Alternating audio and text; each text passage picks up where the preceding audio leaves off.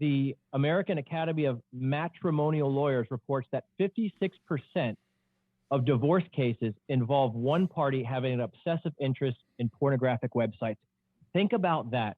Over half of all divorce cases, half, according to the Academy of Matrimonial Lawyers, say that at least one party is involved in having an obsessive interest in pornographic websites. It is destroying marriages. It is the work of the devil.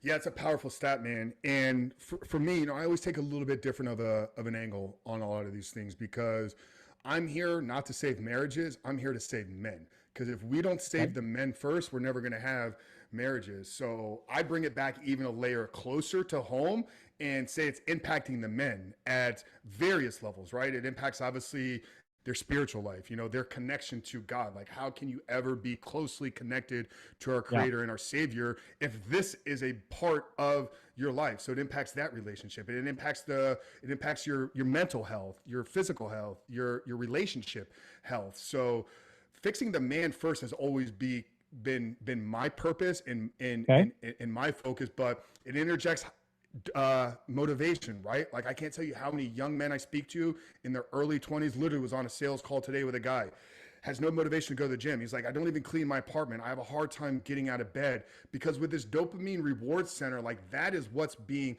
hijacked. So these men suffer from just finding like meaning out of doing menial tasks out of life. So I think it impacts the men at such a deep level that they're not even equipped to go into relationships. Yeah, I mean, it's again, these are great points here that I don't think we even realize. I mean, I love how you took me back to that, and let's go back for marriage. Let's talk about what it means. Again, I'm not cleaning my apartment. I'm not doing the things I need to do because everything is right here.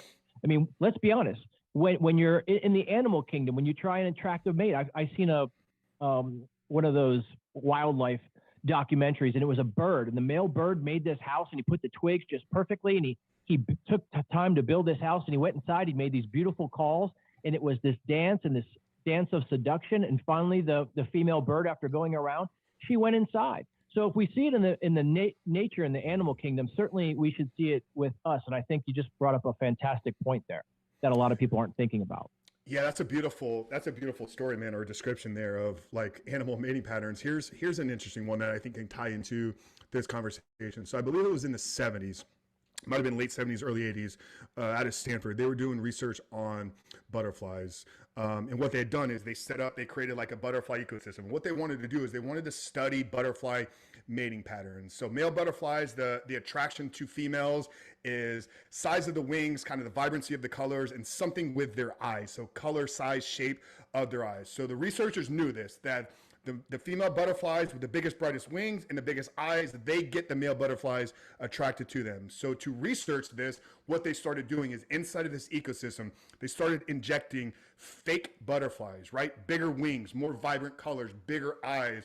Over time, what ended up happening is the male butterflies stopped going to the real butterflies to mate with and started giving all their attention to the fake butterflies. This is where the term supernormal stimulus came into play, right? Because the butterflies were just so in awe with the supernormal levels of these colors and the supernormal levels of their eyes. When we think about pornography, what it does to a young man's brain is first, second exposure, it gives you supernormal levels of dopamine. Okay, dopamine is a chemical that is tied to motivation and pleasure. But if I know that pornography is going to give me a level 10, why would I ever go do the dishes that's going to give me maybe 2 hits of dopamine? Or why would I go to the gym that's maybe a level 4? Why would I work on passion projects, maybe a level 7, when pornography is going to give me a 10? We also can think about, okay, what is happening with women in the world? Why do women look like dolls? Why are their lips getting large? Or why are butts getting the size of Montana?